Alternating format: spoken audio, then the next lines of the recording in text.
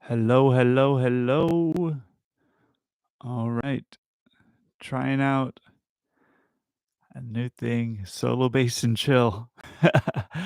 If you check in, let me know how the sound is. Hopefully it's decent. I'm not getting much of a signal.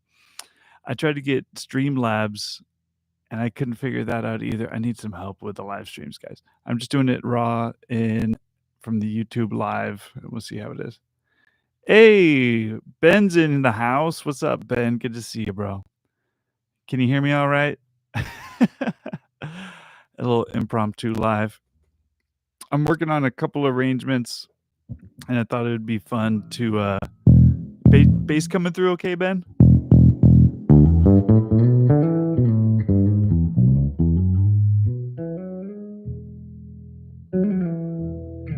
Yeah, so, I got started on a couple arrangements, and I'm not sure which one to post. There's a couple that I've been kinda sitting on for a while and wanted to, kinda put them out there, maybe chill, talk about it, answer any questions. I've had a lot of fun the last few lives. Maybe more volume on the bass. Volume on the bass. See if I can crank it a little bit. Yeah, yeah, yeah. Okay, the voice is kind of low too. Check, check, check, check. Yes, yes. Okay, maybe not that high. Yeah. Okay, sweet.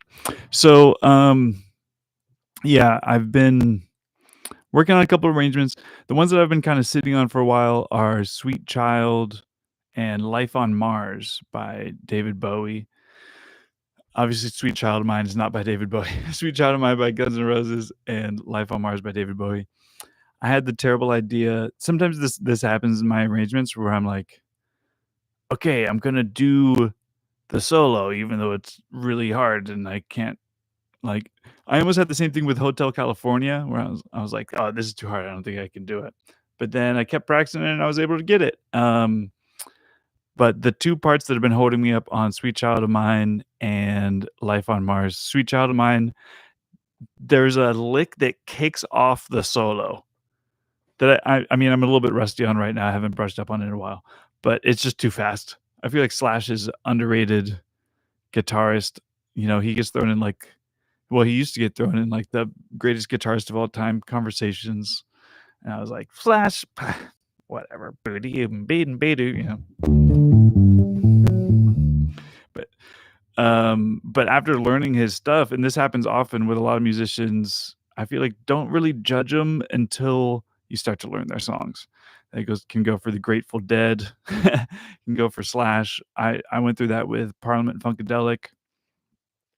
I mean, I loved P-Funk from the beginning, but then when I started to actually learn their songs, I was like, "They did what?" Like, the note choice was just crazy and crazy chords, super sick riffs. I'm like, "Where did these notes come from?" And I kinda had the same thing with Slash when I started to learn his solos, and I was like, "This is harder than any of the Jimmy Page solos or, like, the Hotel California solos." Like, Slash's riffs. Hey, Mila, nice to see you. Um, so yeah, um, the other one that I've been working on right now is "Running with the Devil," and I think I got it. I think I got it. So I was thinking, we could kind of start that and, see what happens, and maybe kinda walk through it a little bit. So, for "Running with the Devil," we got this really cool guitar riff. The,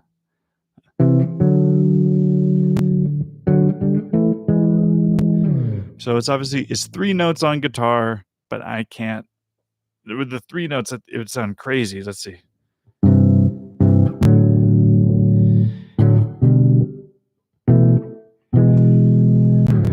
I mean, it sounds kinda cool, but I simplified it to 2 notes, and then I added the, little thumb to kinda get that bass going, and it ended up being a really fun exercise in, like, a quarter note thumb while doing melodies. I keep getting the thumbs up from the auto thing. Um, and yeah, I had a lot of fun with it. So, I was thinking we could kind of run that. The other reason why I've been wanting to go live is that my computer is apparently too old to work now, it's getting obsolete. So, every time I try to edit a video and upload it, I, like, run out of space, and then I delete it, and then I try to upload it again, and so I'm like, "Well, I'll just do it live, and then we'll see what happens." So for Run with the Devil, we got this, kind of these little thirds here that's like a C and a E, and then this nice little it kinda turned into a G, and then this what would that be? Like a E with a sus4, kinda like an A, and then you add in the low E on it, and we've got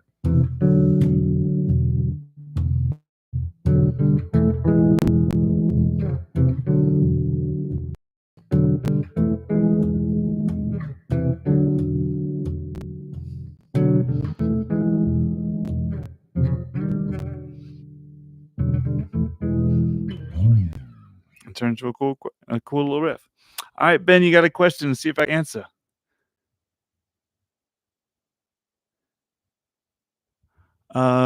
Writing them in time. What do you mean, Ben? Like actually typing up the arrangement? Like writing the rhythms? Or what do you mean writing them in time? Elaborate on that, Ben. Ben's in case the live chat replay doesn't work, Ben's asking, uh, "I've been writing arrangements and I can play them, but I have troubles writing them in time." Oh, counting along, singing along. Dude, so, and when I type up the arrangements using, what's it, Guitar Pro 8, I think it is now, the hardest part is the arrangements because especially with when you're doing leads, a lot of the leads will, like, tie over the bar line. So you'll notice my arrangements, I have crazy tied rhythms where a lot of them happen before the bar. And yeah, counting can be really hard. I mean, in just like a general timekeeping advice, I'd say use your body. Like make it physical. There's a reason why like bassists have the kind of bass face, which I I love. I wear that bass face label with pride. Um, like you if you can keep the time, like actually physically nod your head, tap your foot, whatever it is. A lot I feel like I keep time with my chin when I'm playing. You got this like chin thing. But that helps me keep time. But yeah, with these arrangements, I run into a lot of stuff, and this will actually will be relevant for running with the devil because when we get into the vocal melody, um, keeping the thumb doing a constant quarter note, but then having the vocal melody sometimes be a 16th note before, a 16th note after. There's one phrase that has, like a hammer-on that starts a 16th note before the downbeat with the thumb and then hammers on at the same time, so it's like it starts hey, let me see if I can get that example. During the chorus, I believe it's,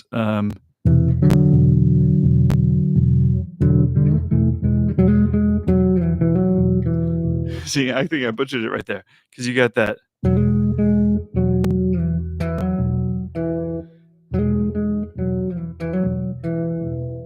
You see that? So, I physically started moving my head, and then it actually landed where I needed it to be, so it kinda like my thumb is matching my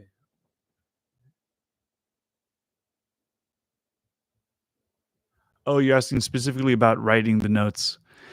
Um, yeah. Do I have advice for that? So, in writing the for me, like, I was fascinated with learning harmony and notes and intervals and all the music theory stuff, but I've always been like a rhythm guy. Like rhythm always kind of made sense to me. I didn't do well in math class in school, but mathematically, I became kind of like fascinated by it.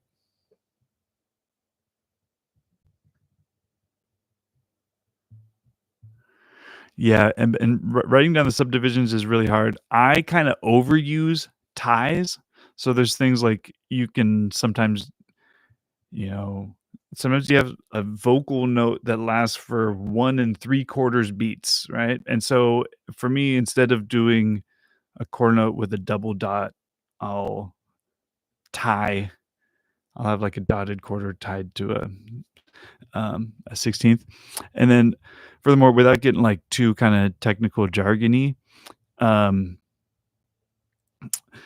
I I I kinda tie my notes by beat, and like I said, I kinda over tie them. Sometimes I'll look up, arrangements that other people have done or piano music to kind of figure, especially vocal melodies out while I'm working on my arrangements. And sometimes I'll just cherry pick the rhythms from them, but I like if on beat 1 there's a quarter note and beat 2 is a half note, um, I read that better as a quarter note and then another quarter note tied to another quarter note, right? So I'm kind of splitting the measure um, by beats. I kind of tie them by like 2 beats at a time.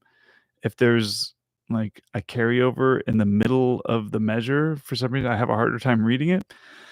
So I just write in the way that makes it easier for me to read. But yeah, I mean the writing of the rhythms is definitely super difficult, and I would just practice it, get used to it. If you're using Guitar Pro 8, which I highly recommend, I love the program. If you don't have the right amount of beats in the measure, then it turns red.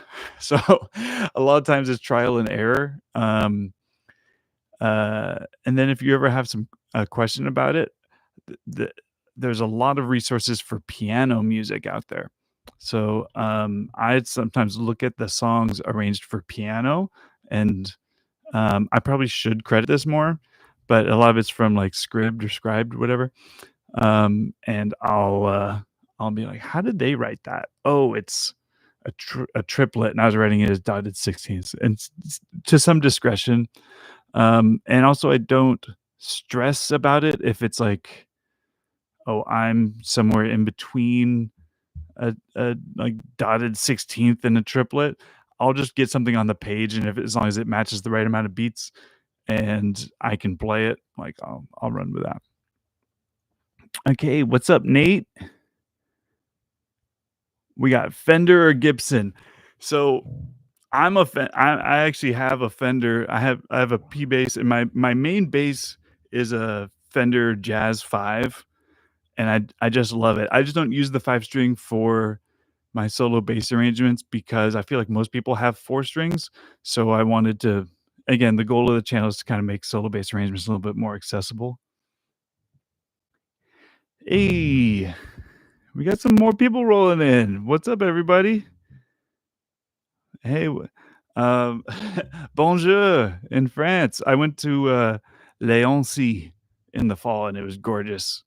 I think France does have the best food. um, but yeah, back to Fender and Gibson. So I really do. I love Fender. I feel like Fender made perfect instruments. You know, the Telly. I have a Rosewood Telecaster, and I think it's like the perfect guitar. You compare it to a Les Paul, and Les Paul has definitely a bigger sound, but it's also like so heavy. I haven't had to do like a full gig with a Les Paul, but I think I might show it. I mean, the bass is heavy enough. I think Les Paul is probably heavier than this bass. And I love the Rosewood Telly. I feel like the P bass is like the most perfectly designed like electric instrument. Like um, better than any guitar. Like the P bass, they nailed it. Leo Fender nailed it. And then also Gibson, I have a little bit of an axe to grind, if you will, with Gibson because I worked at Guitar Center for a few years, and they were notoriously really like nasty customer service. They lost like someone came in with a super rare all black vintage Les Paul, and we wanted to get it fixed, and we sent it to the Gibson factory, and they lost it. And the dude came back in, he was like, "Where's my guitar?" And we're like, "Gibson won't get back to us." Like, dude, and this dude's guitar just vanished, and Gibson was just, like, ghosting us. So, I like Fender over Gibson. What else we got here? What's up? Okay, hey, we got some international. We got Israel, we got France, we got Milo is here checking in from California. And Ben, yeah, I use MuseScore. I have a trial right now because I started to do I thought about doing this, what's it called? Not Bonafide. It's kind of like a gypsy jazz song.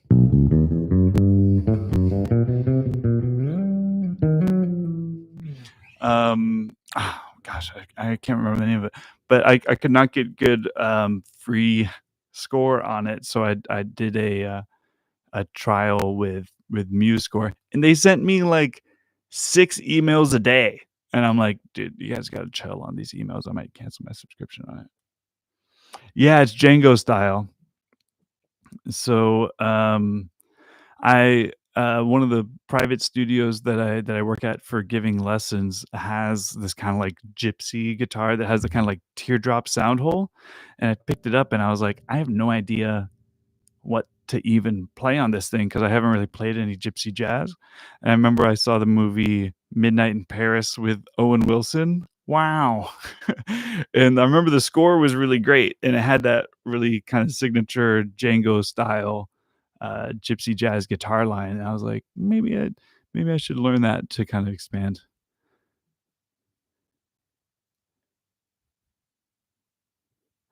Hey, Mila. Yeah, would you ask when did I start playing bass?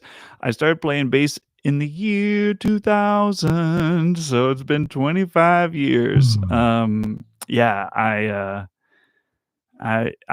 I was skateboarding and I just started longboarding, and then my mom took me to a music shop because I had picked up a ukulele and, like, just, like, I was out of tune. I was going, "Blah," and she was like, "Maybe he can do some music." And I picked out a bass because I thought it looked like a longboard, and I liked longboard skateboards because I was never too good at skateboarding, but I like to cruise on them. And then I my best friend was a drummer, my other best friend was a guitarist, so the bass just made sense, and we started a little kind of Blink-182 Green Day pop punk band. Yeah. Okay, so what did you say here, Nate? Do you think J bass using only neck pickup sounds as good as real P bass?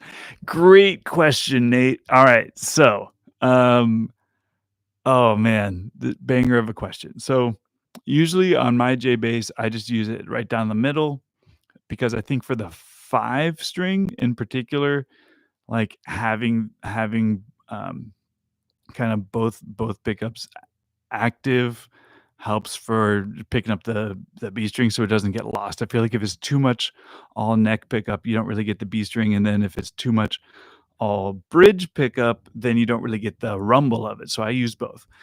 But I think the cool thing about the J bass is Jocko. Like, that really, like, fast, punchy sound that Jocko made on the J bass with the bridge pickup kind of and created a whole new kinda avenue for bassists. So, it all depends on the situation. On a four-string jazz, I would tend to play I'd probably play more neck pickup because that's more my style, but for these arrangements, I'd probably have it on the bridge pickup. So, yeah, and it's hard to argue against Jocko as, like, best bass player ever. I mean, it comes you get to a certain point of, like, just mastery of an instrument where if anyone's like, "Oh, I like this guy better," it's just a question of taste, right? Like, people say Victor Wooten's the best ever, and you're like you can't really argue against it, but then it's like, well, what songs did he write? Did he write the best songs? Was he the most creative guy? People say Paul McCartney is the best bassist ever, even though technically he's not the best bassist. And he's great. I feel like he's kinda under like, when you actually check out the bass lines, it's like, "Okay, Paul." he did that. He was doing some good stuff. Um, but I mean, Paul McCartney can't do what Jocko did, but he was a composer and a musician. So, sometimes, if you're scoring a bassist, you have to score like the creativity, the musicianship. Like I think Sting is a great bassist. He's one of the reasons that I wanted to start playing bass. He was the first bassist I heard of. My mom loves Sting, and I was like, "Oh, he plays that guitar," and she's like, "It's a bass," and I was like, "What's a bass?" I had never heard of it before when I was just like a little kid. Yeah. All right, Mila got the Kraft macaroni and cheese. That's great. Okay, so I can talk about this stuff all day. So I really love the questions pouring in. Um, I want to talk a little. I kind of have a running with the devil as a through line for this one. So I want to jump into the verse here because it's really fun. So it's pretty neat. They tune down a half step, but they have this um, A string kind of droning on, and we get into the vocal melody where it's a little bit simpler than I thought and more major than I thought. I really wanted to incorporate the guitar part as well, but I just couldn't get the vocal melody of the guitar part and the bass line for this one. So we've got uh,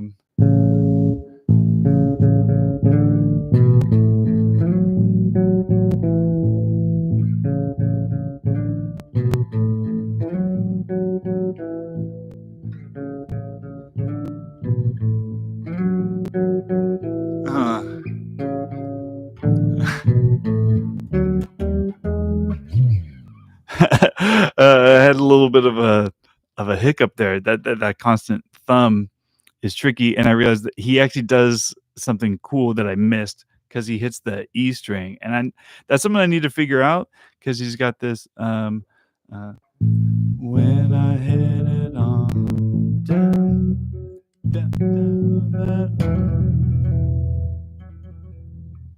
road.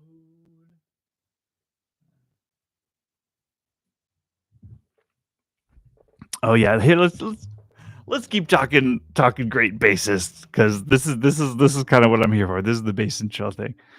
Um, so Nate's asking, uh, bit tone wise bass player. Oh, okay, okay. It's funny that you said Marcus Miller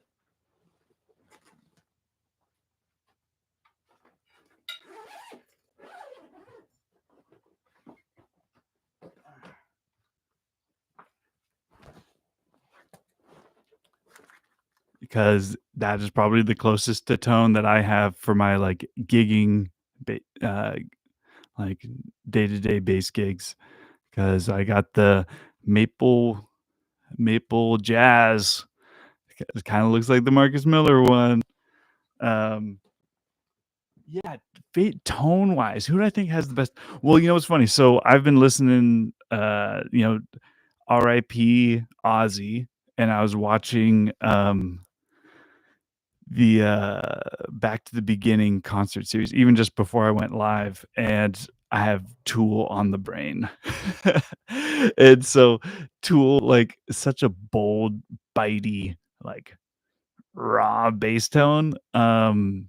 It's it's it's so hard to say because there's so many different variations of tone. Like, like James Jamerson, I love James Jamerson. You listen to James Jamerson's bass lines like in the mix and they sound amazing. And then you listen to the isolated bass track and it's just like it's, it sounds it sounds so distorted. Yo yo. Hello. Oh man. What a mess. Dude, my computer. This is trouble. All right. Is anybody still in here? We were getting such a good vibe going. Ah, what a bummer. Let's see here.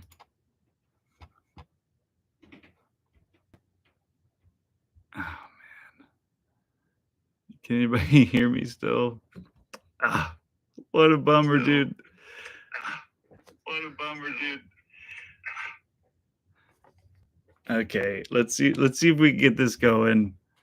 Is the bass still live? Okay. I can't tell if it's coming through my built-in speakers. It's all working? Okay. Man, yeah. This is what I'm saying, dude. I'm trying to do these new videos and my computer is on struggle bus, dude. The Apple planned obsolescence is no joke. I think it's like 5 years old. You think it would last? Okay. All right. So as we were saying, best tone. Is everybody still here? Oh my gosh. Sorry. Okay. Let me check back on the chat. Here we go.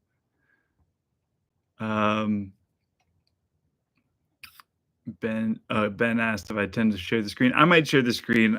I'll be ready. I learned last time that it only shares the sound when I'm sharing the screen. I learned that the hard way. Okay, hey, we're back. We're back. Okay, thanks everybody. Thanks for sticking around. Crazy. Yeah, are the levels okay? I think everything seemed to reset. I'll boost the mic a little bit. Sorry, everybody. Okay. All right. Reset. We were talking about tone. Yeah, I mean, the question with tone is that it's totally dependent on what you're doing, right? Like Les Claypool has such a cool signature tone, whatever he's doing, right? But you couldn't necessarily drop Les Claypool's tone into old Motown records, it would sound weird. So my personal favorite tone. Well, let's see. Let's talk about just my favorite bassists in general, because I like the people that I like the unconventional players. I feel like most of my favorite bassists played in weird ways. Right? James Jamerson had the hook. He only played with one finger, and he got all that crazy tone out of it. We were talking about Django earlier, not a bassist, right? But he had the burnt hand. The Sabbath tribute. Tony Iommi has a missing half of his finger. Larry Graham, one of my favorite bassists ever. He apparently started playing bass because the organ broke. He used to play the organ and he would use the foot pedals, and then the organ broke, so he started playing bass. Didn't think he would be playing that long, so he just played with his thumb, and then ended up totally revolutionizing the instrument.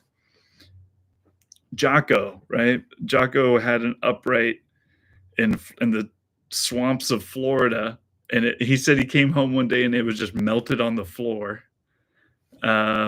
And so he was like, well, I guess I can't have an upright anymore because it's too humid and hot in a Florida summer. So he took the frets out of his jazz bass and made a new sound. Like it's not just this happens with music a lot, where it's not just the music, it's also like the story behind it that like really touches us and keeps us kind of like invested in it. And a lot of the great players, and the same is true for all these musicians, that something crazy happens to them and they keep going, and it makes all the difference in the world. And then like lately, a couple bassists that I really like. I think Thundercat is crazy because he's so such a rule breaker, where it's like I feel like he plays in the way that every bassist, when they first pick up a bass, like wishes that they could play, but then are told not to.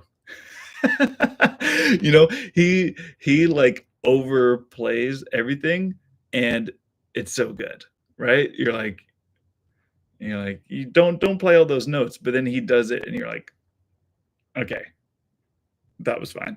You can play all those notes. Not everyone else can, but he does it in the perfect way.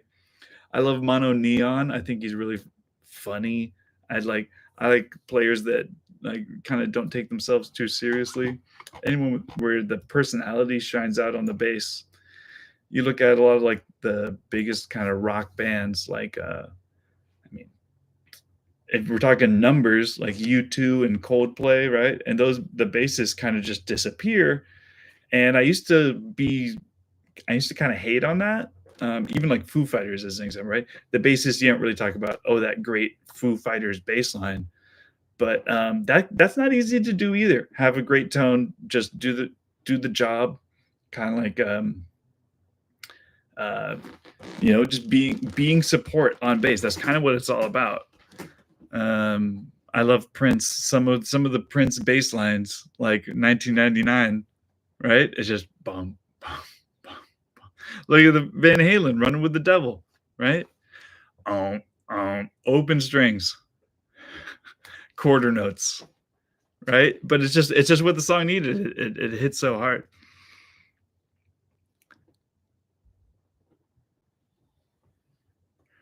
Yeah, exactly, and that's a good point with Thundercat. His yeah, Brooksy's saying here, Thundercat has the artistic freedom to play how he wants because his material. Have you heard his brother Ronald the drummer?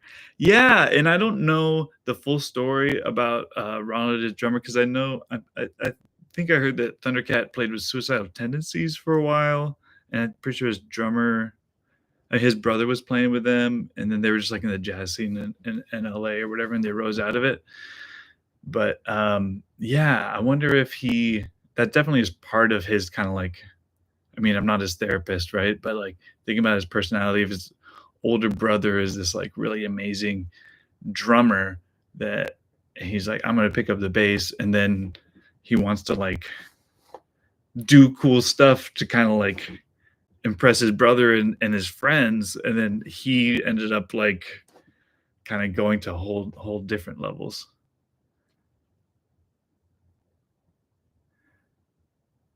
Marcus Miller and Stanley Clark with Thundercat's brother. That must have been insane.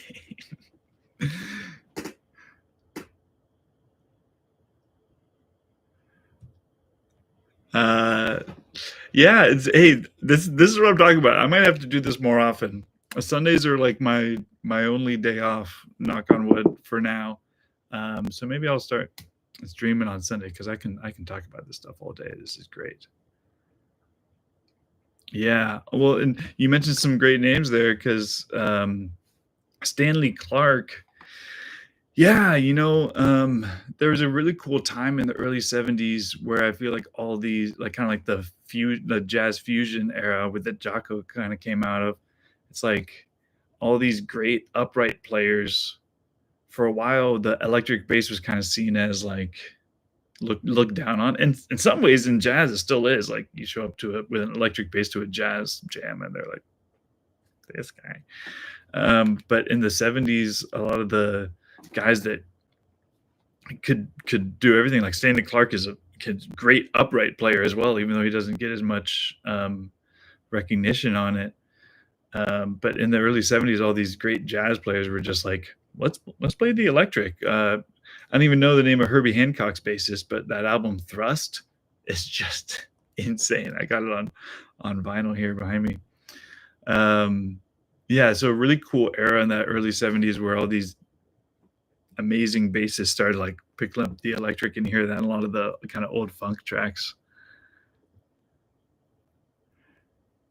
Yeah. Yeah, I mean, Talking Bass is a great channel. Brooksy, I gotta check out your channel. Do you do this type of thing? Did I check out your channel before?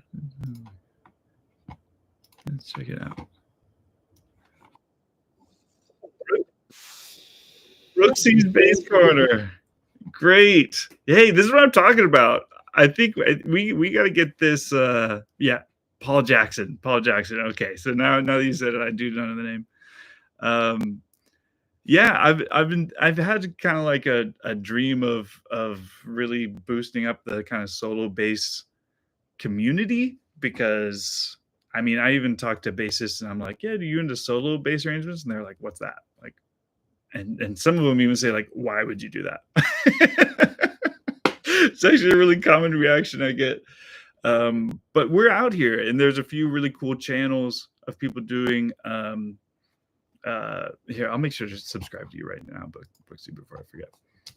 It's a really cool channels out there on YouTube of people doing this. It's super niche, but it's really cool hearing people how like even on the same songs, some people will have their own interpretation of it. Some people go full on virtuoso, which I just like love and oogle over. Where well they'll be doing the taps and the harmonics, and they'll really add an extra voice to it. I feel like I kind of do sort of like I'm just trying to play the song, like a little bit more of the basic thing. I do try to keep it kind of simpler because I come from like a education background, so I want the channel to be kind of like a starting point for people if they want to get into solo bass arrangement. So it's not so like you have to be a virtuoso to do it, but it's like, hey, here are the notes. Like, give it a try it out. I do read Bass Guitar Magazine. I didn't know it was based in the UK even. But I mean, UK has some great bassists. a lot of good bassists coming out of the UK. Yeah, I haven't like. Oh, I guess I read Bass Player. It was more Bass Player magazine that I would read, especially growing up. Every time I would go to Guitar Center, I'd have to pick up a Bass Player mag, see who was on the cover, get those interviews. Oh, you wrote for the magazine. Okay, there we go. Oh, okay. It across the pond. An amalgamation. Where can I ask Brooksy, where in England are you from? I got super into Premier League soccer, especially during COVID. So I'm like, I have on my other, I have a whole dummy YouTube channel just to like watch like Premier League match reactions and stuff. He's in London. Great. I went to London once, spent one night there, and I spent all my money. It's an expensive town.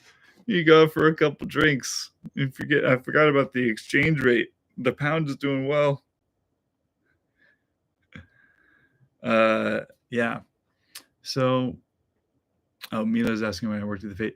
Yeah, and by the way, so I'm in San Francisco, and there's a really cool venue called the Fate. And right around when they opened, I think that was about 2 years ago, Mila.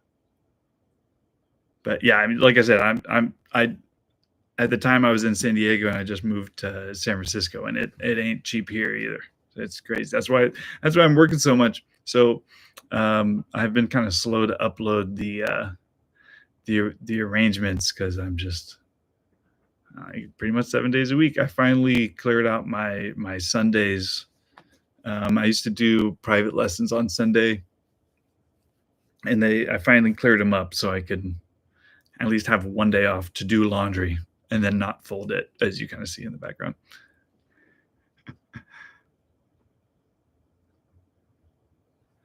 Am I a full-time musician? Well, no.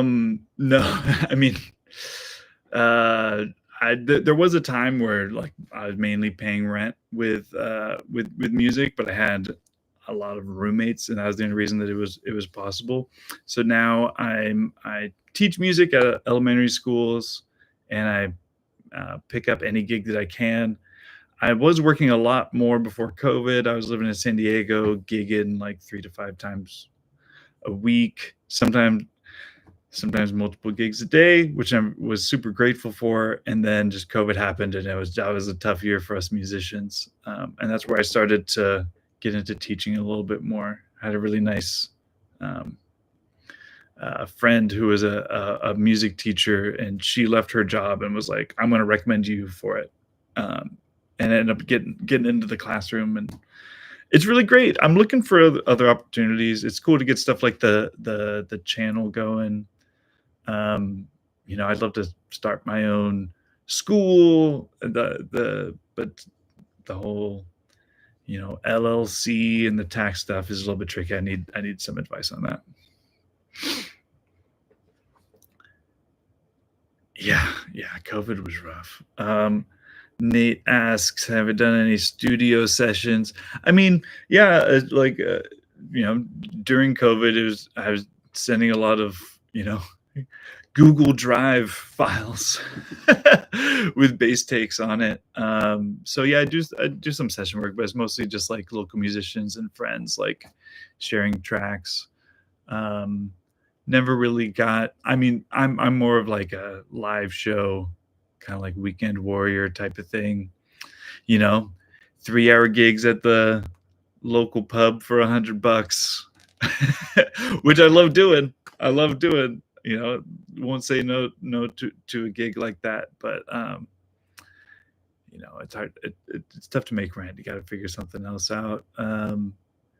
Yeah, the stuff like the magazine, you know, that must have been a great um, you know, like avenue. Um, they keep talking about, you know, that passive income. I don't know what kind of royalties or anything you would get like that if your articles keep popping. I'm not really familiar with that world. That must have been fascinating.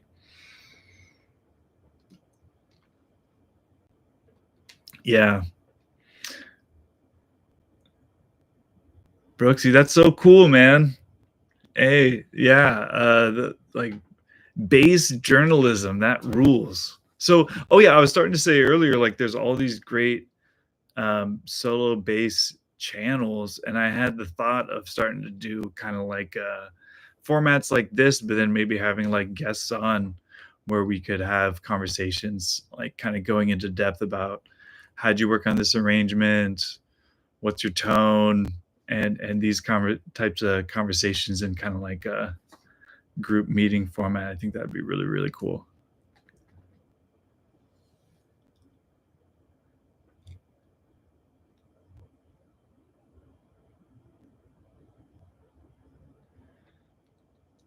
Oh, no residual. Okay. Brooksy, this is cool, man. We should link up a little bit more because I really want to pick your brain and have a proper convo. Um, Thanks so much for tuning in. This is great. Brooksy, do you work on your own do you do solo bass arrangements too? You got your bass collection here. This is really cool. Oh yeah. Yeah, I'm checking out your channel right now. Building a bass collection in 2025. Yeah.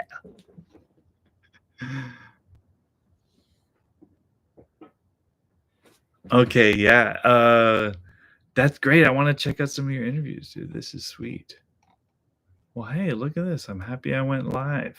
I wasn't sure.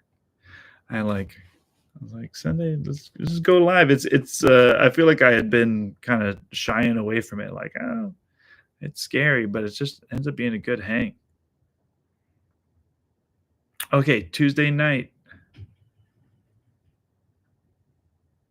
Yeah, StreamYard. Okay, so I was looking at StreamYard because that's what a lot of the kind of bigger live guys use it. But I think it was like $30 a month, and I don't know, I was a little tight on rent, so, and I actually canceled my Netflix and Hulu and everything. So I was trying to minimize my subscriptions, but I think I got to get that because I did Streamlabs, but it seems like it's so focused on like gaming that I was like, how do I share my screen? Like all I need is just video here and then like a share screen for the live. But yeah, I would absolutely I'll so Tuesday nights I'm usually working. But if it okay, so if it's oh, you know what? Maybe I could do that. Let me see. What is 8 let me see, 8 p.m. UK time. What time is that here? It's like, what is that, 8 hours difference?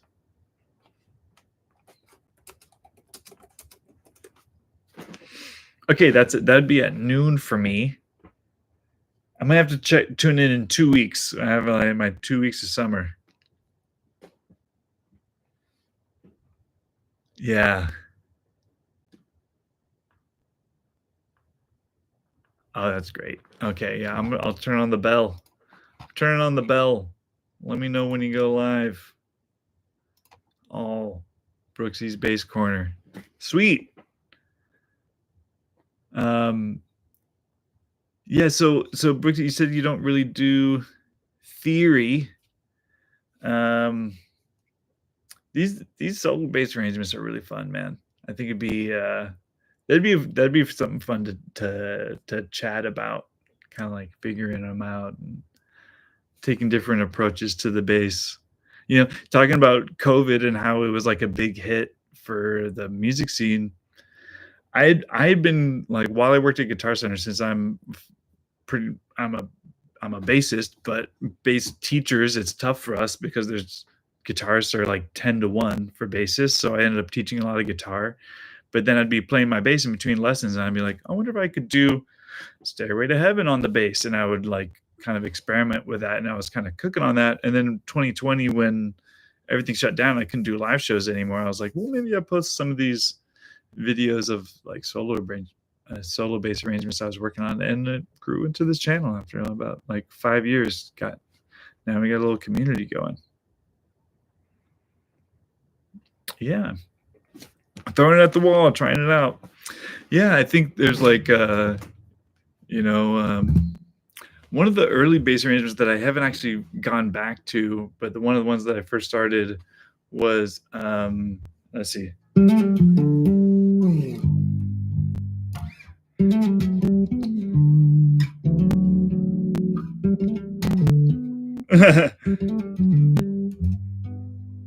I like it better.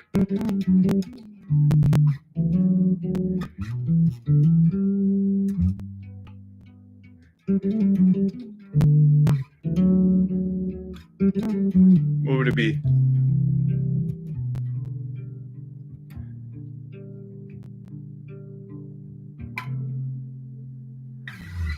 Like, I don't know, just having fun, being like, oh, I wonder if I could, can I do that on bass? I should check that one out, but that was one of the early ideas I had.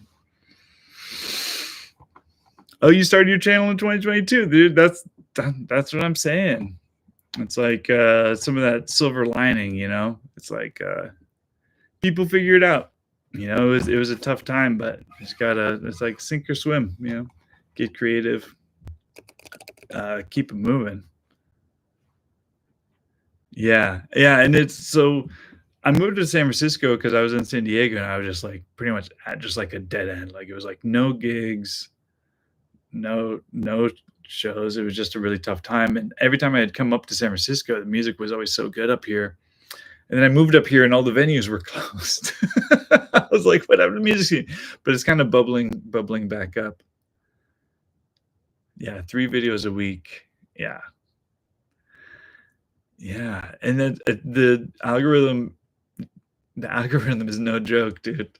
Because I was doing pretty well for a while. Like my videos were getting pretty, decent, whatever, like small compared to other YouTubers, but decent numbers. And then like, took a few weeks off and posted, and it was just like crickets. But that's the cool thing with why I like YouTube, because for a while I was doing stuff on Instagram, and it's like after 24 hours it's just dead, it's gone. So YouTube, you put a video up, someone else finds it, and then they check, if they take the extra step and check out your channel, you got this whole backlog over years. It's pretty great.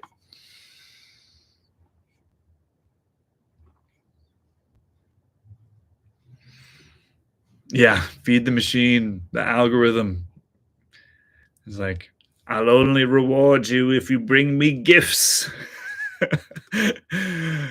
Yeah, they want multiple a day. They're like, give me the live, give me the video, and give me the short.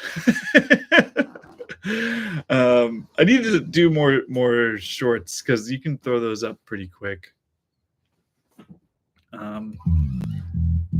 But yeah, okay, here, Brooksy, I'll ask you, do you have any, is there a song you'd like to hear a solo bass arrangement of? Like, what are some of your favorite artists? Who do you think has the best tone? Something you want to check out?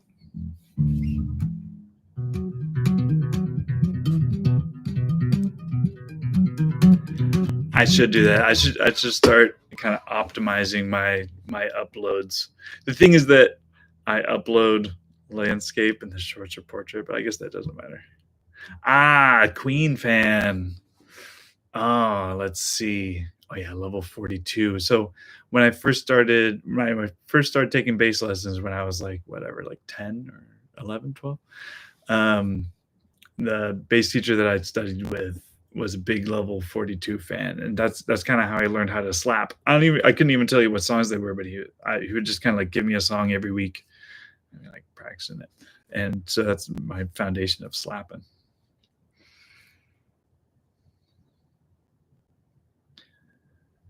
Yeah. Yeah, maybe I should start doing that. I wonder if I went live on the phone, if the bass would come through the vertical. Huh. I should try that out. But I have seen people doing that where they just like, it's kind of like a handheld thing.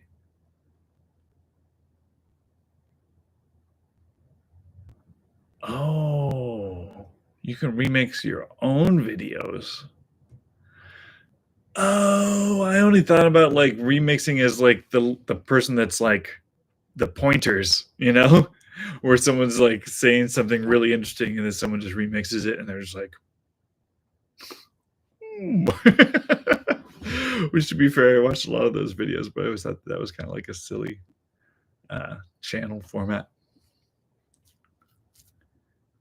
Man, I need to. Okay, that's a pro tip right there. You're gonna start seeing some remixes, and you're gonna say, "I did that." Brooksy's putting me up on game right now.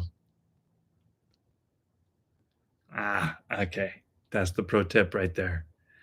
Yeah, because I think there's definitely like sections of songs from previous videos that are like, this is the section, this is what you're here for. So I should start getting those up. I really wish they didn't take my Hotel California arrangement down, but it is on Patreon. But gosh, I put so much time into that. That was probably that and Stairway to Heaven are probably my two like biggest, most difficult videos. And then the Eagles, man, they took it down.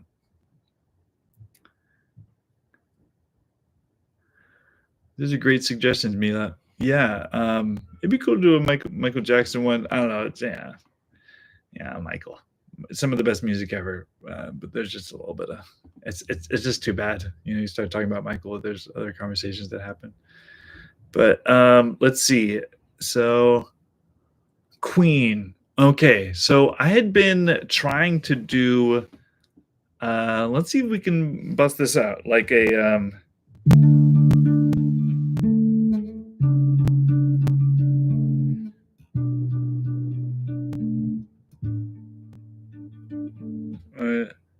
Or would it be more like?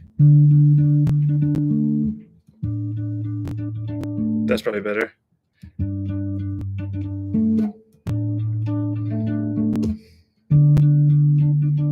It's such a weird technique to do that, to get that bass in this guy. Sorry, let's see if we can get my hand a little bit.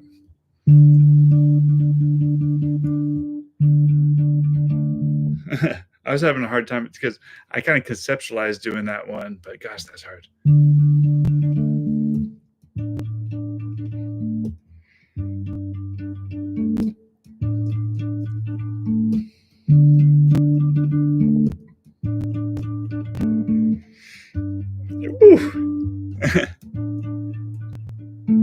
And then he does the descending line finally. I guess it's after the vocal part. But...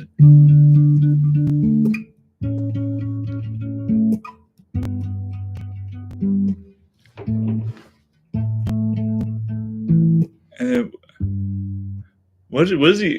The next part's crazy. Is it an A over G? World is about watching some good friends scream, "Let me out!"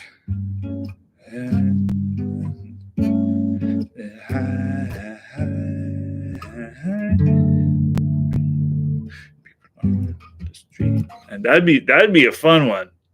And maybe I should try that out. That sounds fun. Oh, he plays in the Queen. You got John Deacon. Dude. Okay. So talking about favorite bassists, like tone, I gotta throw John Deacon up there. I feel like on such an underrated bassist. Like everyone loves Queen.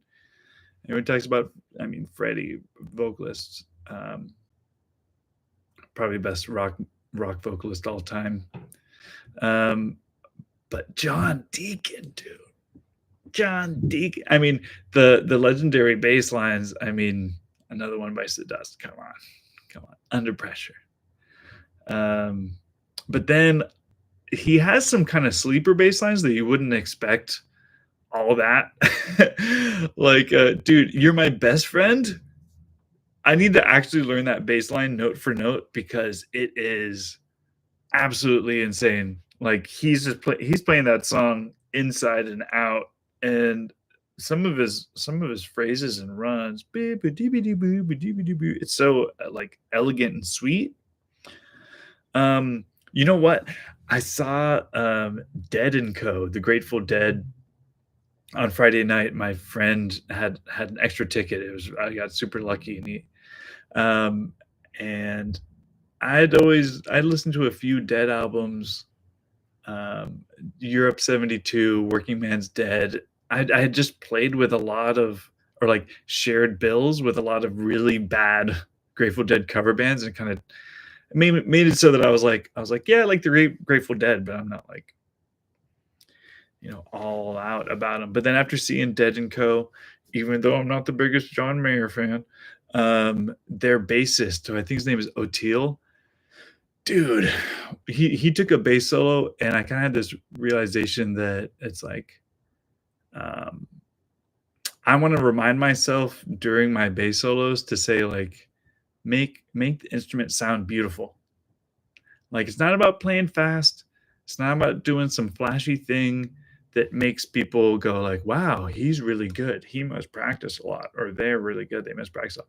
It's about making it sweet, making the instrument sound beautiful. And I feel like that bassist Oteil, he did that in spades, where just like he was doing a lot of the technique that, like, the kind of like he was doing this kind of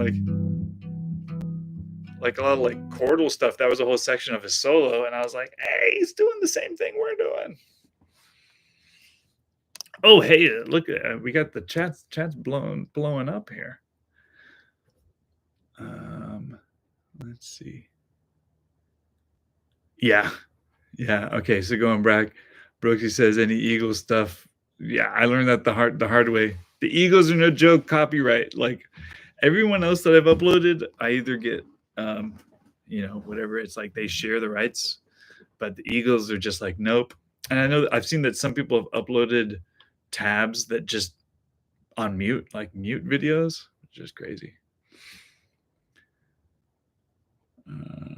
Yeah, dude. Oh, Nothing Else Matters. Doing some Metallica could actually be sick. Have you recommended that before, that I do Nothing Else Matters on bass? Someone else had requested. They did a funny comment where they're like, day one of requesting Nothing Else Matters, and then there was no day two, unless that's you, and this is day two. But yeah, getting Nothing Else Matters actually be a good one, because you'd have that I don't know the notes, but that da da da da da da da da. Oh, that's a banger of a shout. What's up? Hello in the chat. Low G up to octave G. Really underrated John Deacon. I love that. Wow, I'm trying to catch up on the live chat. I was ranting about making the bass sound beautiful. Dude, Cool Cat from Hot Space, Brooksy, is like low-key might actually be my favorite Queen song. It was like I didn't discover it until pretty late, but I think it came up on like a Spotify Discover Weekly, and I was just like, is this Queen? Like, I would just groove into it. He's a cool cat, skimming in a Cadillac. Ooh, just grooving. Oh, it's so good, and that whole album is fire. Yeah. Oh, Ben had power issues too. Yeah, dude, tell me about it. My whole computer shut down. Let's see. Yeah, basically the same dog. Yeah, it keeps looping back to best bassist. Yeah, it was Oteil Burbridge. Yeah, I was trying to see where I recognized him from because I know that there's Oteil and Friends. I should look that up. But I was like, I know this guy, but I couldn't put my finger on exactly what I knew him from. Oh yeah, I didn't even say yet, but yeah, if anyone wants to, like and subscribe, I appreciate it. Looks like we got 5 viewers, 5 likes, so I think that means 100%. So everyone here is good. Yeah. Okay, so sorry, I've got a few things going. Maybe you guys want to weigh in on this. So, my Sweet Child of Mine arrangement, I'm having trouble on the solo. I don't know if it's gonna happen. But I could at least get part of it. I even thought about doing like a record it at halftime and play it back at double speed and just like have that in parentheses, like at double speed because I can't do it. And then Life on Mars. The thing that hung me up on Life on Mars is that it has that string part at the end, which I was like, why do I don't even need to do this, but I kind of became obsessed with it. And it has this like or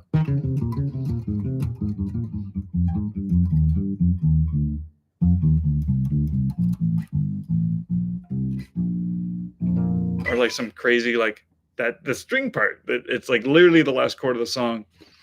And I was like, okay, if I'm going to do this arrangement, I have to do that part. And then I like did the whole, it's supposed to be at 100 BPM. I'll practice it at 80, and I'll get it down. Okay, now 85, now 90, and I would do a take. And since it's the last phrase and it's the hardest part of the song, I would have like a whole take that's pretty good, and then I just botch that part, and I'm just like, I can't do this anymore. So, but I listened to Life on Mars the other day, and I was like, oh yeah, I have an arrangement for that. I should get that up. Maybe I'll just skip the string part at the end. Maybe I'll put it in the score and then I'll actually play it. Oh, welcome to the channel. So it wasn't you. So okay, so well, nothing else matters is bubbling up. We got to get that. I could check that out. Okay, so we got Sweet Child of Mine, Life on Mars. I got Running with the Devil is pretty much ready to go. That'll probably be in my next one because that one's kind of locked and loaded. And Bring Me to Church. I don't even know if I know that song. Because I was thinking about like Take Me to Church. The Take Me to Church.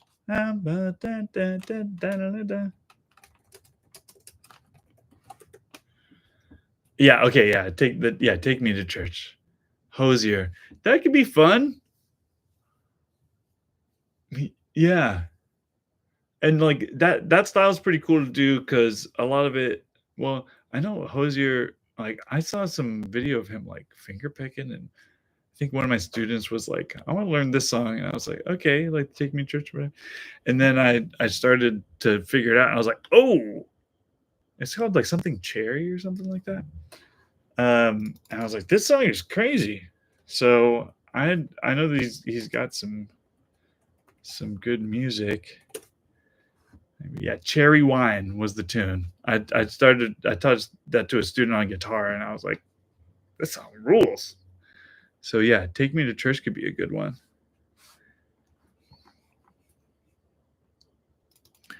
Well, Sex Pistols are great. What is it? Let's think. Cossie? Can I call you Cossie? Cossie. Yeah, dude, Sex Pistols rule, dude. Anarchy in the UK. Like when I first started playing bass, I was just like pop punk. I loved NoFX. Big fan of AFI. If you're looking for some cool, fun punk bass lines, AFI. Honestly, Green Day. Okay, I know they're mainstream, whatever, but Dookie, some amazing bass lines on that album. And but Rancid, dude. Okay, I should revisit Maxwell Murder because I remember trying to learn that bass line as a kid, and I got like most of it, and I was like, I can't do it, it's too hard. but I haven't like revisited it in a while. But yeah, Sex Pistols. That was Sid Vicious, right? Sid Vicious on bass. Sid and Nancy. Yeah, bassist. Yes. Yeah, man. Punk rock. You want to hear a cool AFI bass line that I always loved? The maybe I'll use a Big Pezza.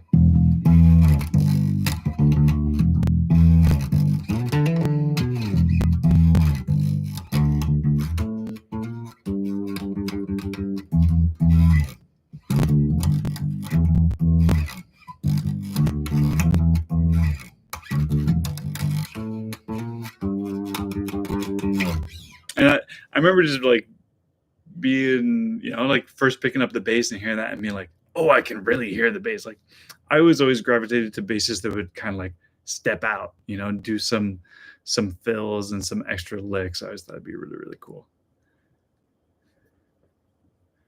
Oh, and the Colt and the Clash. For some reason, like I think I heard about those two bands around the same time when I was a kid, so they kind of like fused like in my or they're in the same drawer in my memory. You know what I'm saying? You pull out the drawer and it's like the Colt, the Cure, and the Clash are all in a little bundle. But I don't know any Colt bass lines. I know let's see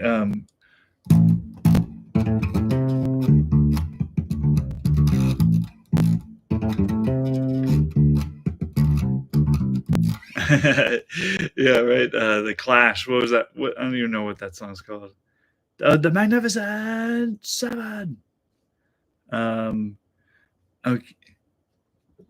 Okay. I don't know how to pronounce your name because I think that it's in Cyrillic. Can I shred on bass? Well, I did a little shred for my 8-year-old band camp kids that were learning Final Countdown, and they asked if I could play Thunderstruck on bass instead of going na na na na. I started to do this one.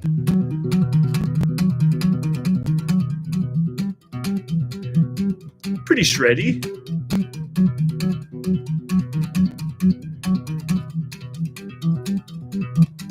And this is fun.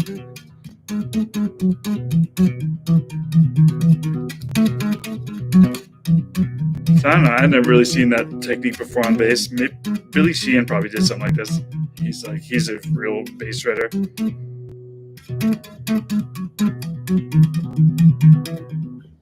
Is that kind of shredding?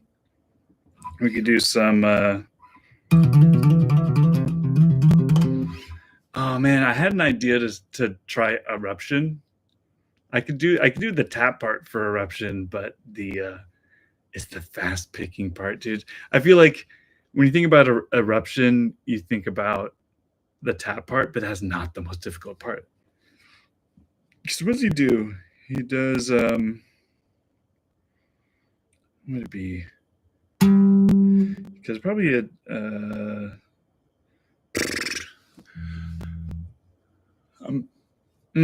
don't know off the top of my head. Because I had started to do it before. I started to figure out the tap part of Eruption. That'd be a good short. I'll tell you what. Here's a little shreddy thing for bass. The little solo part of Running with the Devil.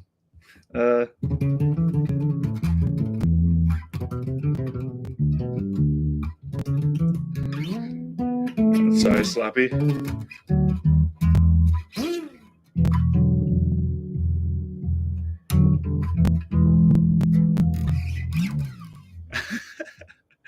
Is that shreddy enough? I don't know. Can I shred?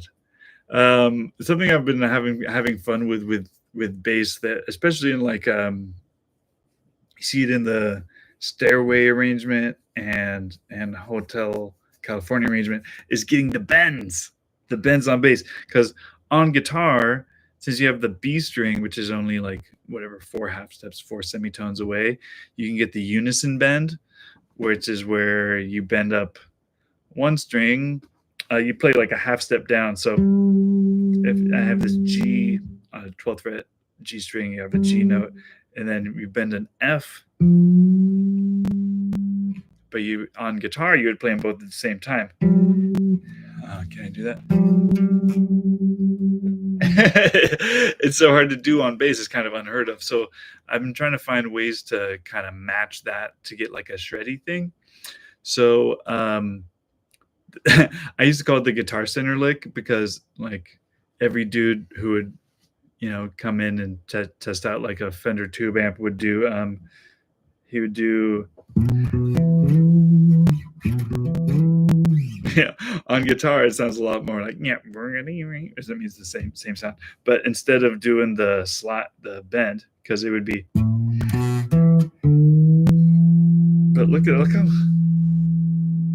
I have to bend that. I have to bend the D string almost past the end of the fretboard.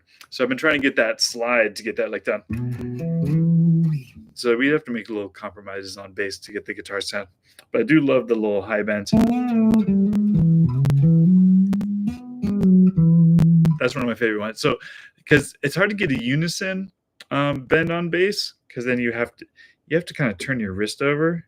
Let's see, maybe I can get one higher up. Like that. But I like more. You can get a pretty sweet sound out of that.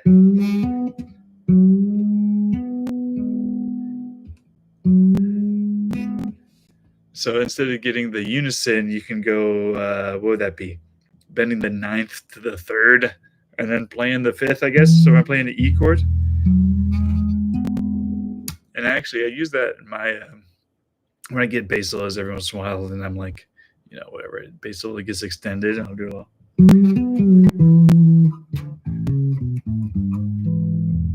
So my main band's kind of like a funky band, so I have a few little kind of back pocket funk licks.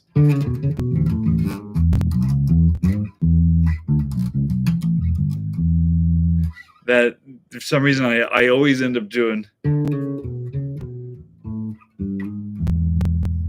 I was just like, okay, one of my like, the bass teacher that I worked with, he in college, he was like, he had a lick book, and he was an old school, like everything's written down jazz guy. And so he actually had a physical book, like a journal of just like, I don't even think it was sheet music. I think it was just blank paper, but it was like whatever, like a little journal book, not 8x11. And he would just hand write licks over certain chord changes. So he had this book, and he was like, this is like a 2-5-1 lick that I use. This is like a descending chromatic minor lick that I use. And so I always had that concept, and try to keep that in. And my licks are pretty limited. Anytime it's like a bluesy thing, I feel like that's one of the most important licks that you got, where you have the 4th, the minor 3rd, and the major 3rd. And you've got that, you can flip that in so many different ways.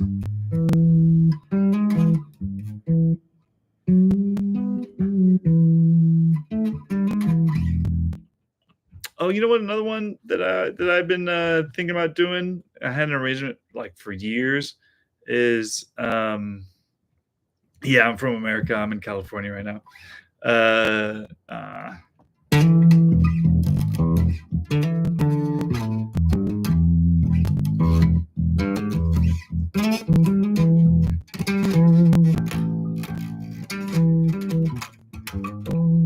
Sorry, I butchered it. And then what was this way?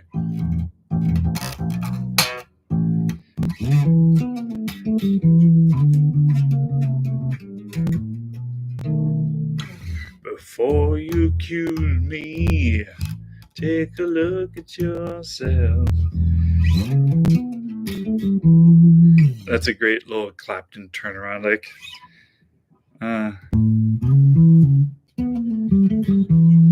I guess I was kind of doing more like Sweet Home Chicago, but I started singing Before You Accuse Me. Be a good point. Would you do an arrangement of My Destiny by Paul Erica? I never heard that one before. Let's take a look at it.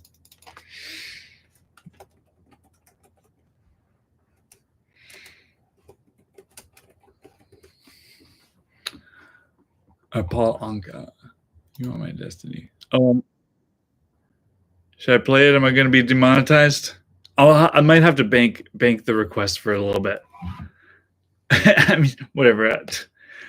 I won't be able to monetize my 10 viewers. All right, let's just go for it. Let's give this song a listen. Let's see what we got. Oh, hey, Brooksy, great chatting, man. I'll see if I can tune in on one of those Tuesdays. Yeah, let's give it a listen. Let's check it out.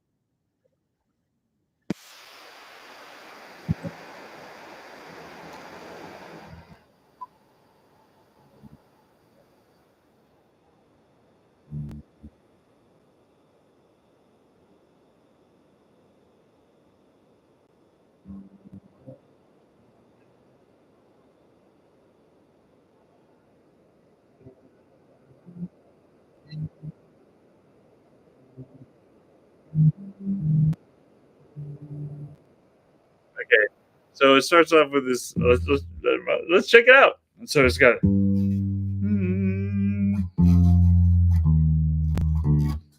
Let's take it from the top. It's got that.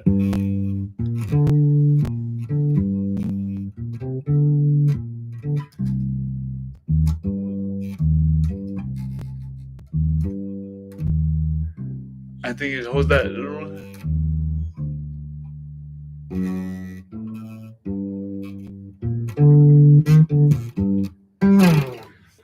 Something like that. So you are. So what would that be? Is that the fifth?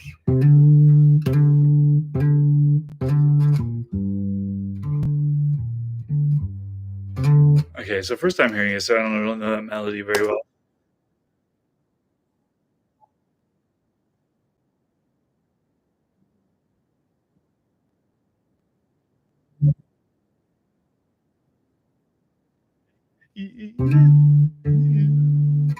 Would that be the ninth? Whoa, that's crazy. Okay, let's check this out.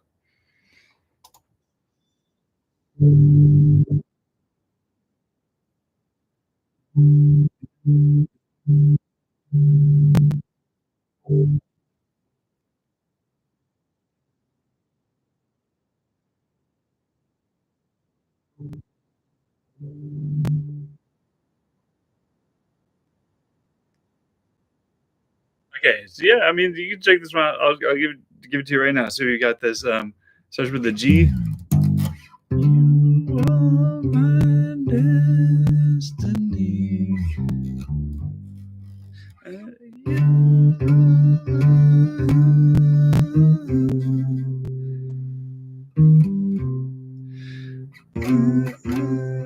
And then it maybe goes here.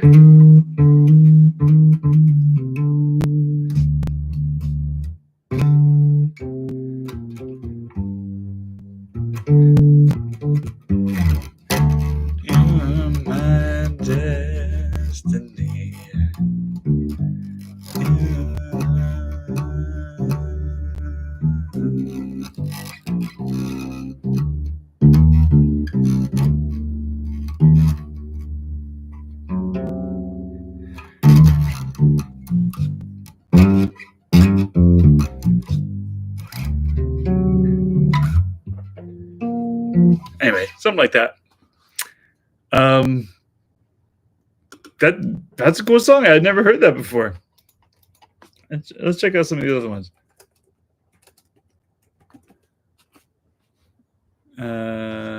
What is happening? Oh, YouTube's confused because I'm live and I'm trying to use it on the side. Definitely get demonetized after this one. Okay, so we got.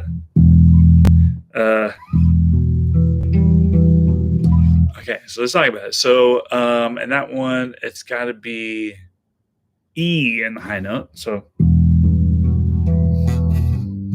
okay, but They Let It Ring But on bass, I don't know if we can really do. I'm talking about Nothing Else Matters here, by the way, in case you didn't pick up on that. Someone mentioned that earlier. We've got that. Because if I let it ring, does that work? I don't know. It sounds a little bit crunchy. These are the times that I wish I had a 24 string. Because I would love. You could probably do some crazy.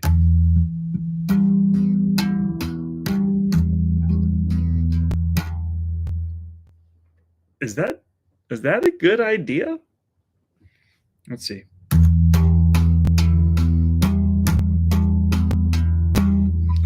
All I hear is my like string noise when I'm doing that. I don't. I only tap when necessary. For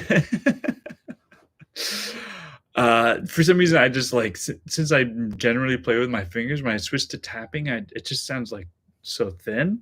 But maybe for something like this, it'd be a good idea. Anyone? What do you guys think? Intro of Nothing Else Matters. Good idea to do it as tap. So I'd have to do this hand.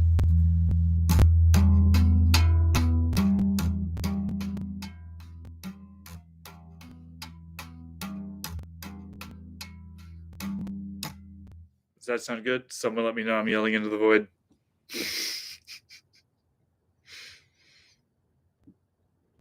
Mila by Dynamite by BTS. I may have to check that out. Because Nothing Else Matters. Drawing the tap. But I've learned this a million times on guitar. Let me think.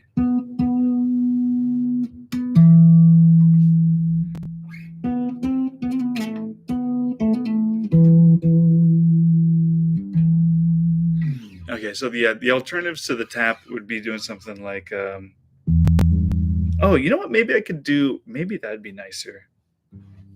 So there's this cool thing. Yeah, I do have a Sharpie. Pro tip: you can get artificial harmonics in this way. So there's my 12th.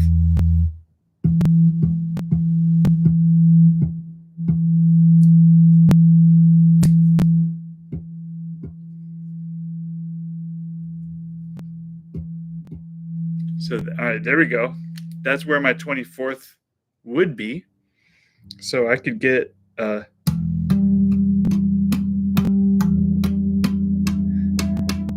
not getting that to come through at all. Let's see. I got to turn up my maybe turn up the mid range.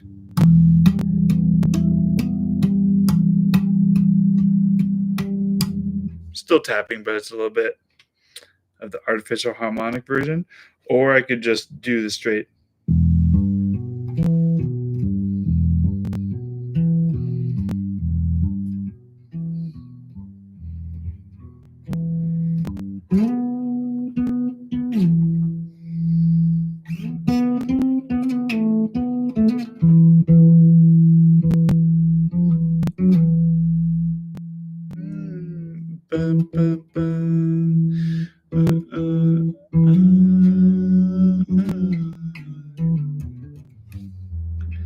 So yeah, I wonder.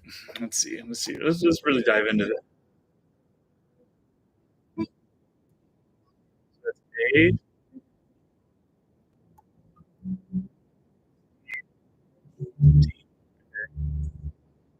Ooh, I gotta get that. I've learned this on guitar for.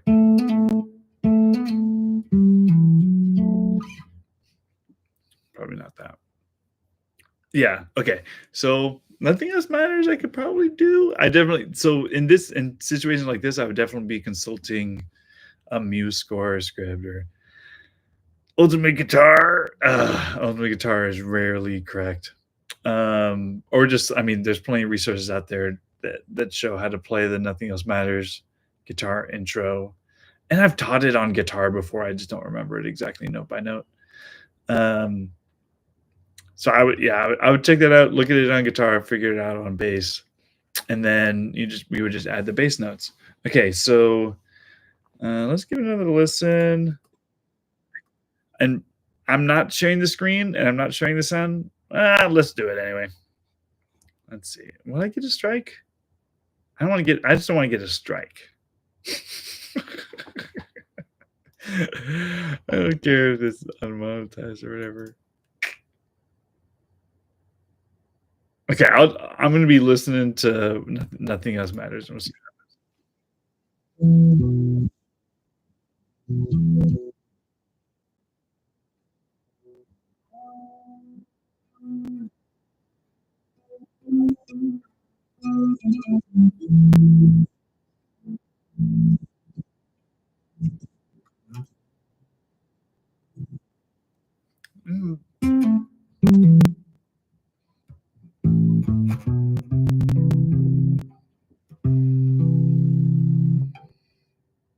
Mm.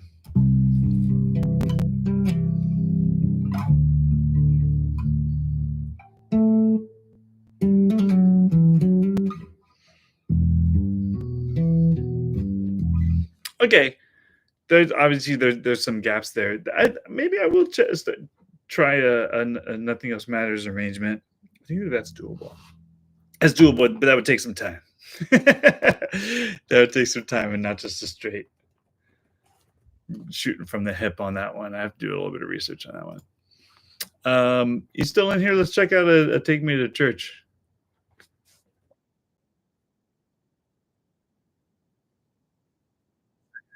Oh yeah, okay.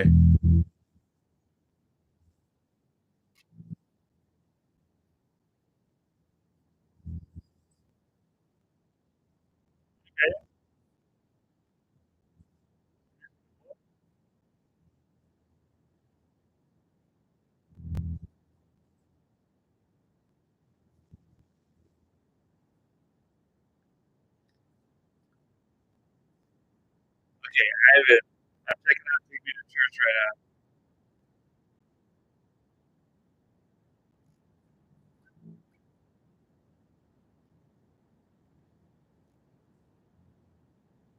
Ooh, that one.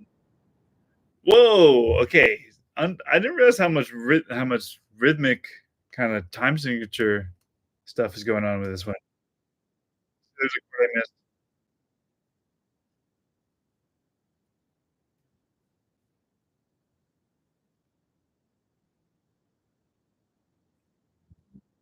Okay, was that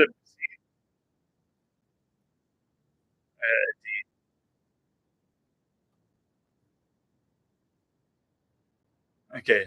So it has this really cool. Yeah. So I haven't. Let's see. So it has this really cool E minor, A minor thing. I was talking about how would we do that chordally on bass. So you've got that. That's probably my first one I'd go for. I love this voicing for an E minor for the solo bass arrangements because you get the low E, you get the fifth, the B here, and then you get the open voicing of the G on top. So I guess we're doing like you can think about this as a sixth if you want, right?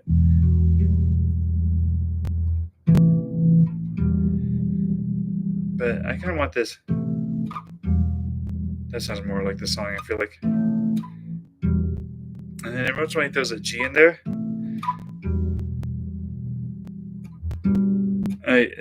Oh, instead of going to the E, he goes to the G. Again, oh yeah, this is a little bit of a brain teaser.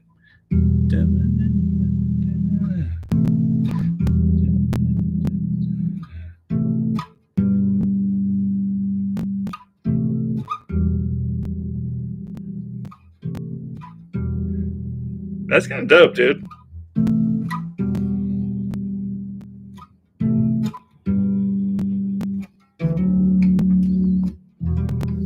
don't know when that D major comes in. So let's see if we can pick up the vocal melody a little bit. So okay, this is funny because Hosier like I people have been trying to tell me check them out, they're cool, and I'm like I listen to them, I'm like okay, but then when you dive into the songs, you really start to learn them. It's like okay, there's a lot of like this checks a lot of boxes for me about like song what I appreciate about music. Interesting meter, cool chord progressions, And now actually really thinking about the vocal melody, I feel like I heard the chorus so much kinda like walking around the mall that I was kinda like, "Okay, yeah, I know that song," but I didn't really, like, check it out to appreciate it. But yeah, this is really cool. That vocal melody seems simple, like a few notes, but it's just articulation. So I gotta listen to it a few times. But uh, okay, so let's talk about this. So we've got a start singing on the fifth, which would be B.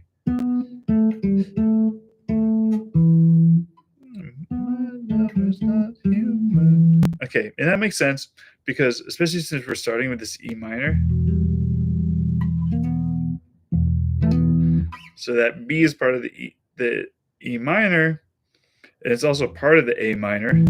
So vocally, it's a really strong note to end the phrase on that E because it's since you hear the E minor first, that note feels like resolution, but then the chord changes to A when that note happens. It just melodically, it makes a lot of sense. It's something that you would probably do naturally without thinking about, but we can kind of justify it with the music theory. So if we're using that as the chords, we can do.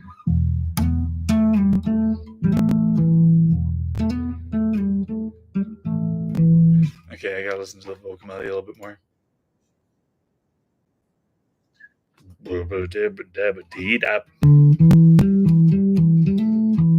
Okay, so it's cool because he brings balance to it. So you've got this kind of working from the top. So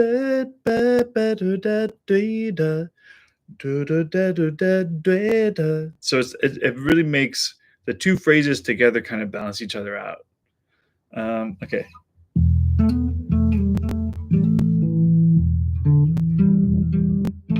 Uh-huh.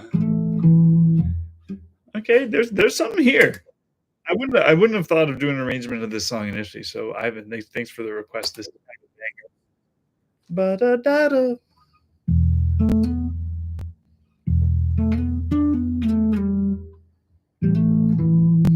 Okay.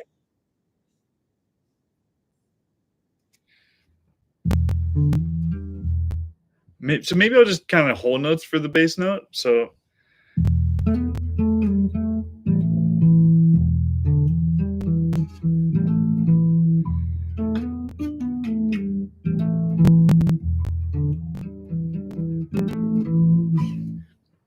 it's coming along.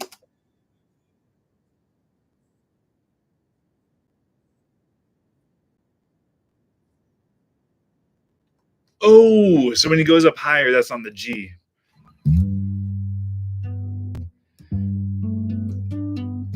Ooh, that's a little bit. That makes it a little bit trickier. This is the tap moment.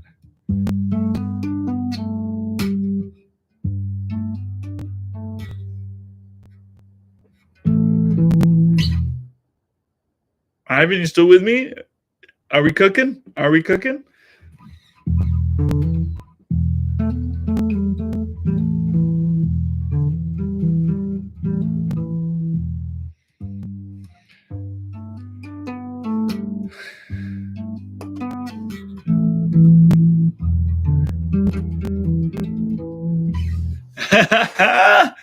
Ivan, what do you think about that guy? Okay, let's talk about options when it changes to G. The bass note is G. The melody notes are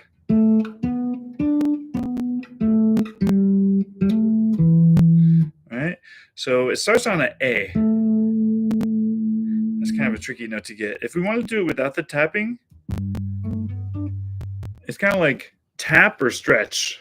Pick your poison. Neither of them are simple. Okay, so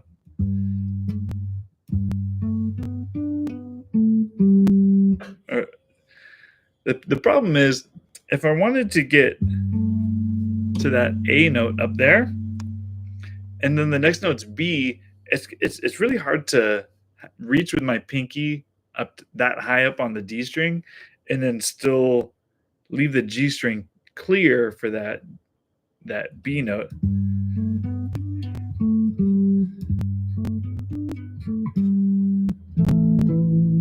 Okay, so that's without tapping, and that feels harder for me than doing the tapping.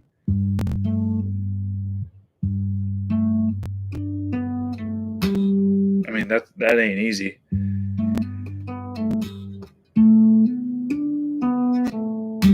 So what do we got there? We got a holding the G bass note, and we've got this hammer on from 14 with a 14 to 16, an A to a B, and then tap. I guess it's a tap and pull off on this D note here, 19th fret. And I think we could get, what is that, like a 4-for-1 there. A nice little technique I like to call the cross string hammer on. Comes up a lot in the solo bass arrangements. So I don't even have to strike that note with my right hand, that last note, especially since the kind of last note of the phrase is not really accented. So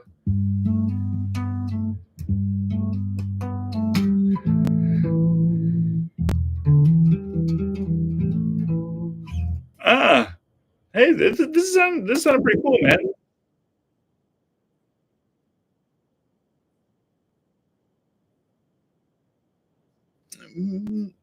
There was a chord change there for "We Were Born Sick." Okay, that's a D and a C there.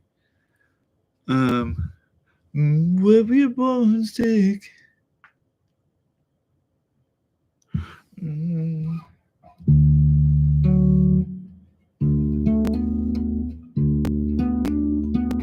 Wait.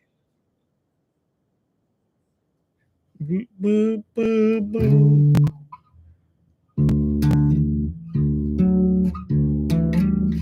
What is that note? We were born sick.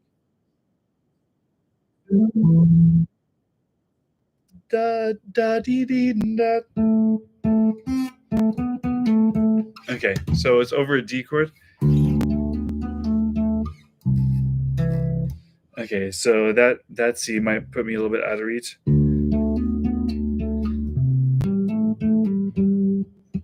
See if I can get that and hold the C. So if I wanted to hold that C note after the D, we got the open D string. I don't overthink it.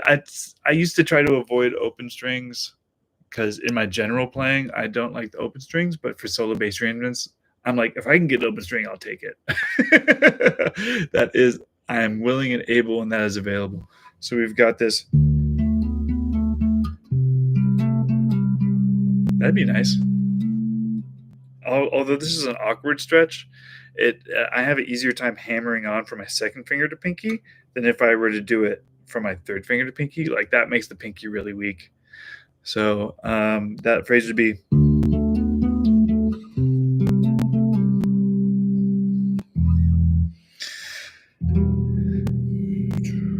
Let's see what we got so far.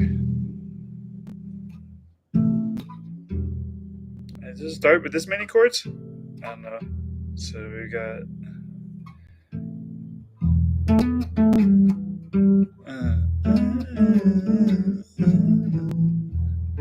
Sorry to hum in the mic like that. It's probably annoying.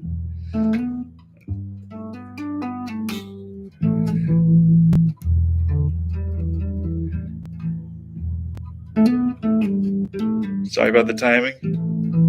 Do it on the fly.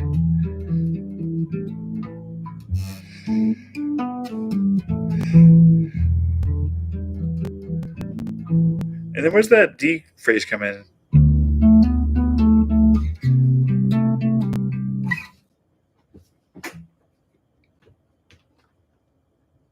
Ivan, banger of a shout. Banger of a shout.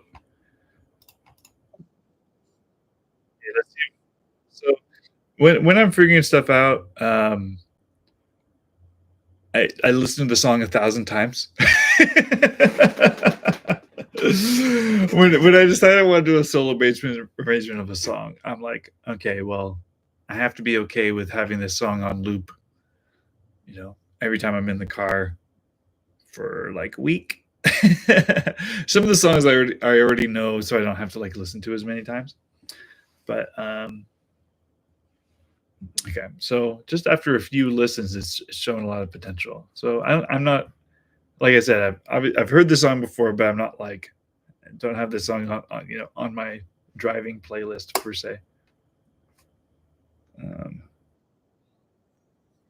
oh, it just goes right into the vocal melody right off beat one. Good songwriting.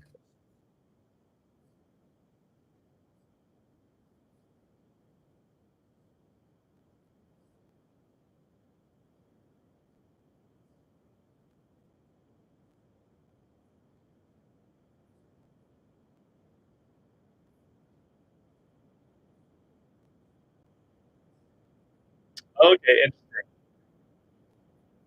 this is an interesting, like structurally, a super interesting song. Okay, so let's talk about it. So beat one comes in vocal melody, right? And like I was like, oh, I want to do the chord. So maybe for my arrangement, maybe I could add that in because that's a fun thing to do and it sounds really nice. But yeah, structurally beat one, vocal melody.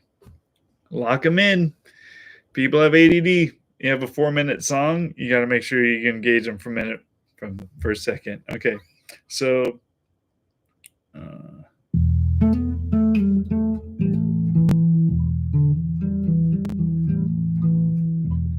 then it goes to the G.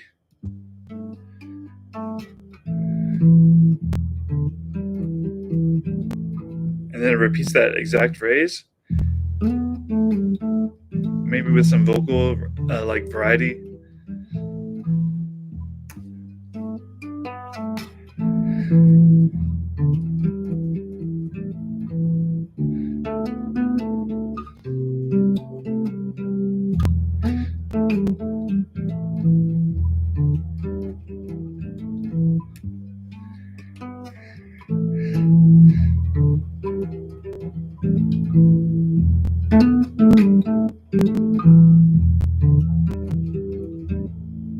I haven't nailed it yet. There we go. We were born free. Dun, dun, dun. And it should begin to that.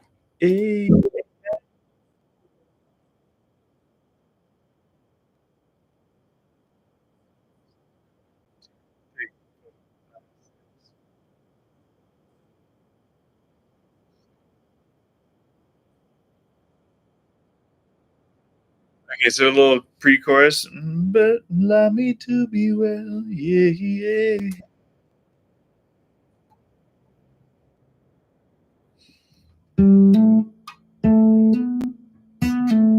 That's interesting.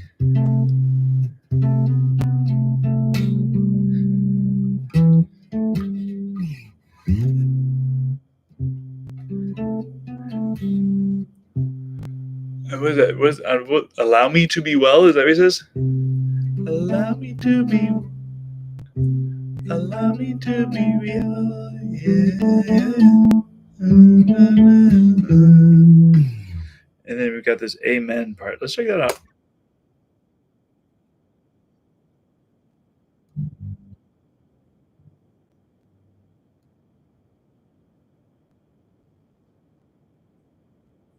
Oh, so amen.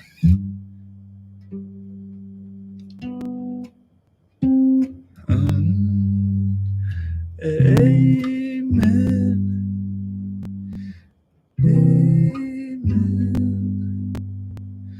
Amen. Amen. That's pretty cool. Amen. Amen. Amen. Amen.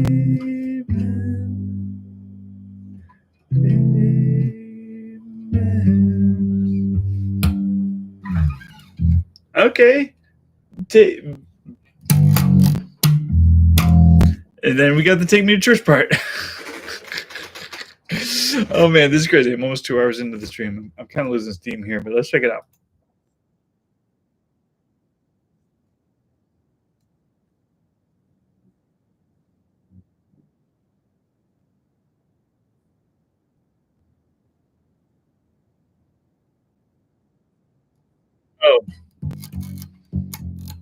That's sick. Okay. Okay. Dude, this is like I don't know why I'm like surprised how cool this is. But Take Me to Church. I kind of slept on the song because when it like I said, when it came out, it was on the radio. You'd kind of hear it everywhere, and I'm just kind of like, okay, pop song is cool, it's rocking, but I didn't really like. It's just not really like the type of music, especially at the time when it came out, that I was like really into. I was like super getting into like crate digging old funk tunes, and I was getting super hipstery about Afrobeat and West African music from the 70s when this song came out. What year was that? 11 years ago. Yeah. Yeah. I was playing a kind of like an Afrobeat rock band, and I was just like really into that. So I kind of slept on this song. It kind of passed me by, but now figuring it out, I have a whole new appreciation for it. So, okay. So for the chorus, we've got this great drop into it. Yeah, yeah, and this is why I love doing this type of stuff because and the community is so important because I have songs that I like and arrangements that I want to do, and then every once in a while, you get a request, and I'm like, oh, I never thought about that one, and it turned out to be real cool. You, a little bit of a tangent. I'm all about tangents. Come on, but someone had requested "Perfect" Ed Sheeran, and I was like, I don't want to do an Ed Sheeran song. And then I was like, I'll give it a listen because I was kind of stumped. I was kind of like, whatever, writer's block sort of type of deal where I was just like, I don't know what song to do next. And it ended up being really fun because of all the Ed Sheeran. He's a really good vocalist. Like, actually, when I started to arrange, like to try to match his little vocal runs, those little embellishments, I was like, oh, this is actually really nice stuff. And it was fresh in my mind because when I started to hear like from line one, the melody is it's pretty straightforward, like right,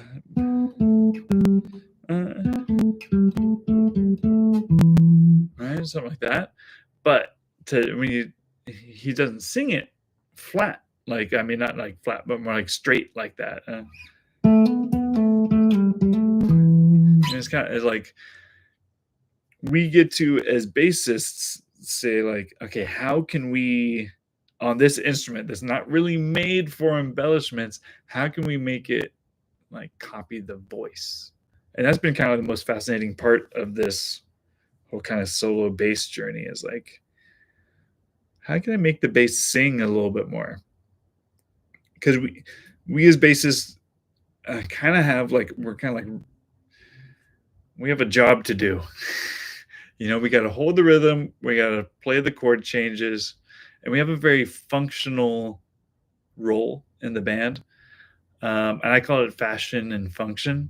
So we have to fulfill our functional duties, but there's room for some fashion.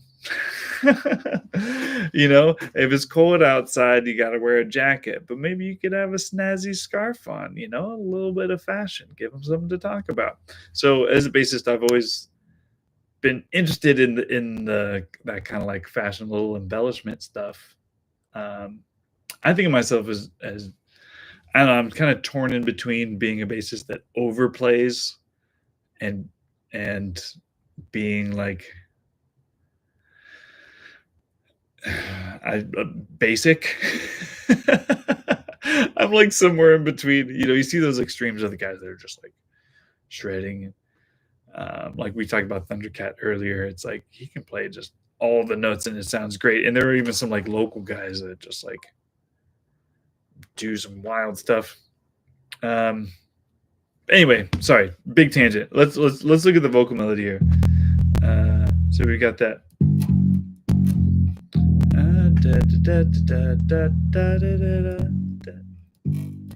No, I think it goes there. Is it a D over F sharp? Okay, now I gotta listen to it.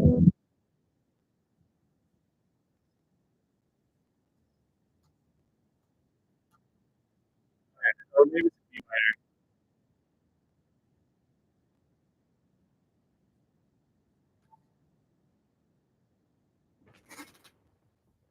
Why does that chord mess me up? Maybe the vocal melody will give me a hint.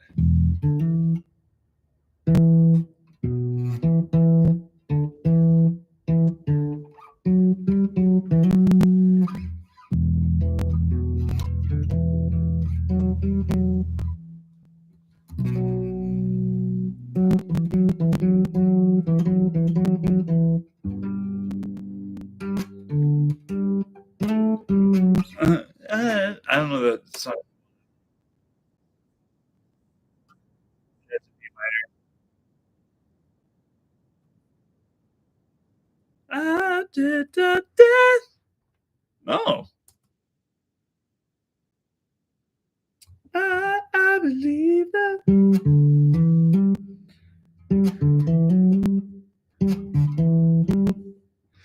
Mm.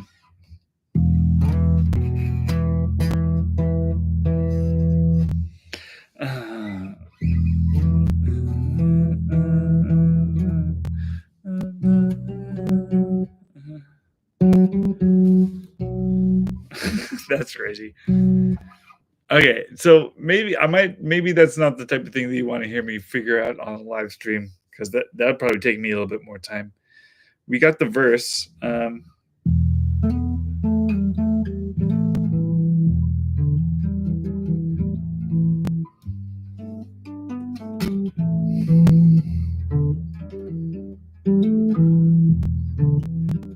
Sorry. And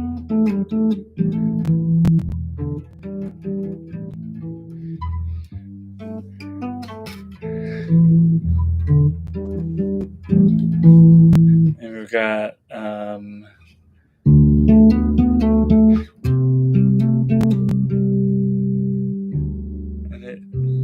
he does a little of that there's a little extra part there. And then you got